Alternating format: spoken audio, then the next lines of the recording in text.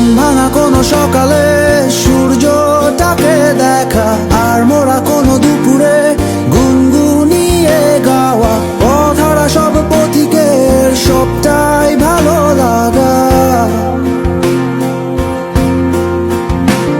আর জানালার ওই কাছটায় থমকে থাকা বৃষ্টি, অলিখিত সব